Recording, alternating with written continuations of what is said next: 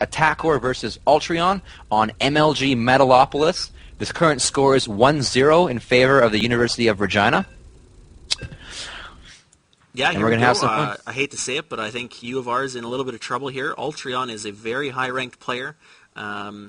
He's top Masters, so we'll see how this plays out. Yeah, but, and giving the edge to U of North Dakota here.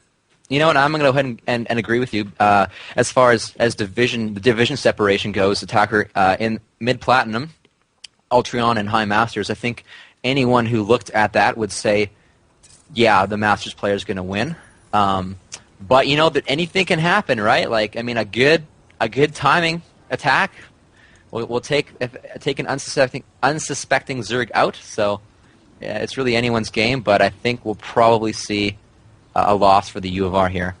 So we've got Attackor spawning as the blue Terran in the 9 o'clock position. And we've got cross-map spawns because we've got our purple Zerg Ultreon here for University of North Dakota spawning into 3 o'clock position. What do you think about these spawn positions for this matchup and these two players? I think it favors, I guess, as the Zerg player. But since our Zerg player is higher ranked, I think it also favors Attackor. He's not going to be,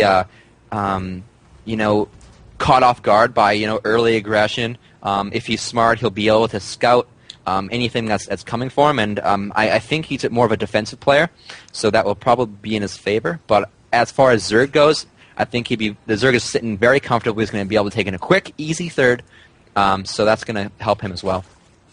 Yeah, the third timing is going to be very interesting for this Zerg player and what he chooses to do. As you can see right now, it looks like he may be going hatch first, but we'll see in the next few seconds here as he gets near 200 minerals. What would you be doing on this map in this position right now? Well, against Terran, it's quite... you really have to go hatch first. If you don't go hatch first, you're going to be behind, and it's very easy to go hatch first. You just have to scout for that early bunker aggression that can catch you off guard. Depending on, I think the 2-racks, the early 2-racks, or I believe it's like the 11-10 proxy racks, which will really shut down your hatchery. But against Terran and in almost any map, you would go hatch first and defend it, or else you're going to be behind. And once you do get that hatch down, you're in a good position to defend and drone up.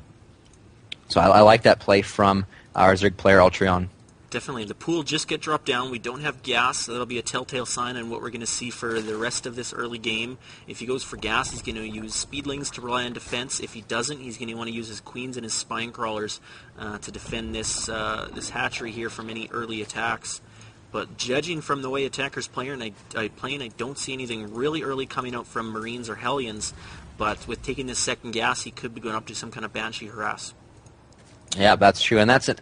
Now a situation that is difficult for Zerg when you get these good tier 2 or tier 3 timings against a Zerg who's really focusing on his or her economy. It can be quite difficult to defend. A Zerg does not have a unit that shoots up until tier 2. So you'll have to rely on queens for Banshee defense. And if microed well, you can defend a Banshee with 2 queens. But it really starts to be a problem when there's 2 to 3 Banshees and you've only got 1 or 2 queens. Absolutely. What Ultreon's going to want to do here is poke up a Zergling up this ramp and try to see what's happening, and he'd be able to see this factory and this reactor. So that's going to mean reactored Hellions followed up more than likely by a drop or a Banshee of some sort.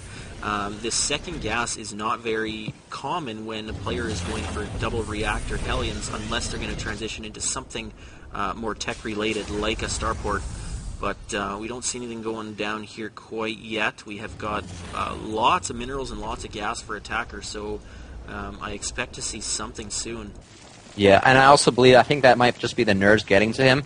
I think this is his first ever league or match that really matters, and I think it's his first time being streamed as well. So I would definitely say it's got a little bit to do with nerves. But then again, he's also producing. He's got 2 Hellions going. Did he get Blue Flame? I didn't see that. No, I don't he's got think a he did. reactor No. on it. So okay, yeah. But what we do here at the 12 o'clock position, we see a double starport. And Oh! judging by the proxy of this could be very interesting and to see how Ultreon deals with it. I don't see a spawning pool. I'd be looking to see a spawning pool actually at the bottom of his ramp here to help kind of block some Hellions off. Evo? Sorry. Sorry. Yeah, what was I saying? Yeah. But yeah, and this is exactly what I was talking about. It looks like Attackor's going to go with that 2-port Banshee to harass. And that's, if he can get 2 Banshees out, if he micros them well, he's going to be able to shoot down both of these 2 Queens. He's only got 2 Queens. Oh, wait, is that 3? Yeah, he's got 3 Queens. So he is safe against 2-port Banshee, but it really depends on how he micros. So I would hope that Attackor goes for, he gets a good critical mass of Banshees to kind of one-shot these Queens. And that's going to put... If that happens, Ultreon's going to be in a really bad situation. He's just getting that Evo now. I think he thinks something's up. He senses something's going on. He can't get in the base. There's been no aggression so far. So, well, these Banshees got started very late, so I think Attackor's going to be in a little bit of trouble here. I'm not sure how much damage this pressure is going to do. Yeah. The Hellions, of course, have been thwarted by some very, very good Spine Crawler placement and good Sim City in general, using this macro hatch here to wall off. And... yeah, just very good play here by Ultreon. Very safe, very methodical play so far. Yeah, and it looks like Ultreon is, going for that. He's getting that Spore Caller, so that's going to really help out against these Banshees. It looks like there's 2 queued up. So Attackor's going to get 4 Banshees before he moves in. If he's... I know he's moving in with 2, so... And he's going to have to deal with a lot of stuff. I don't think that's a good idea to do. But, because you see that one of those Banshees is just melting, it's almost dead. Yeah, this just isn't going to do much, not for the cost of these 2 Banshees. One goes down as the second Queen comes up, and the Spore and the other one goes down. Queens take out the second. Interesting enough, he had those 2 Banshees queued up for a very long time. He may have been able to get Cloak if he wouldn't have queued them up and would have got Cloak first. Cloak would be just finishing right about now. And he may be able to pick off some outline things, like this hatchery here. He could have put some pressure on and just caused the Zerg to panic a little bit more. But, and catching those Hellions off guard, that is not good for Attackor. Ultreon has taken a very distinctive lead so far in this game. Yeah, and if we even look at the supplies, we've got 66 supply for the Zerg, 48 for the Terran. Going ahead and looking at the income tab, the Zerg is 55 harvesters to 31, so that's a big gap. But the one thing I'd like to see Ultreon take his third. I mean, he's sitting at about 10 minutes here without a third base. You really want to take a third base against Terran around 8 to 9 minutes, but at this point, Ultreon has scouted his opponent. He knows the Attackor's just starting his command center now, so he doesn't need that hatchery yet. But you always want to be at least 1 base ahead of a Terran player. Actually, ahead of a Protoss player as well. You want that 1 base advantage. Yep. I want to point something out that is very indicative of a Top Masters player as well. Look at the creep spread. Not only is his creep spreading out towards his opponent or down the attack lanes, but it's also covering his whole base. Now this is very important because he would have seen those Banshees coming from a mile away.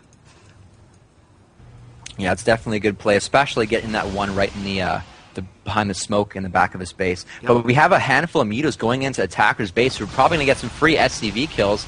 Only 5 Marines there to defend, and that's not going to be enough. These Mutalisks are able to do a lot of damage. Do we even have an engineering bay up? No, we don't. So there's going to be no turrets anytime soon, and that just leaves unstim-packed Marines to defend. Yeah. Oh, and those Banshees are going to go. Oh, not quite. But see, I think if Ultreon looked at his take a look, there's only a handful of Marines. He could pick those 3 Marines off so easily, but going for the supply line, which is also a good move. Yeah, this is just not good for Attackor. The engineering bay is going down. He might pick off that SCV. No, not quite. But And the Marines, Stim like is not don't done have yet. Stim pack. They do have combat shields, but that is a lot of economic damage. And if we look, workers killed, 17 workers killed. That is rough. And these Banshees now go down as well. And that's effectively put the Zerg player 3 times the amount of workers. There's a significant spread. The Zerg player's 3rd base is down, but there's a lot of Hellions coming in, but that's a lot of Zerglings. I think they're going to all get chomped up. Don't have blue flame. That was a good surround. Yeah. Caught them off guard, and they did not have blue flame, so they were not able to 2-shot those Zerglings. Nope. But yeah, the Zerg player could go with a creep or a worker transfer down to that third. But at this point, I think he knows he's in a significant lead, and he can pretty much do what he wants in his opponent's base. Yeah, he's just playing it safe, making sure that he's got 2 fully bases saturated before he goes and uses that third hatch. But I don't think the game's going to quite get up to that because this is very, very, very bad situation for Attackor.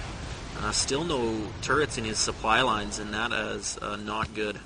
I'd like to see some more aggression out of these Mutalisks. I mean, he's really being very cautious with him, which is great. But he could have killed those 2 Vikings, which would have put Attackor in even a worse spot. And he could really dance around between the main and the natural right behind that base. There's a lot of room on Metalopolis to dance around with Mutalisks, which we don't see happening. But that's fine. I mean, he's in a significant lead, and is doing great.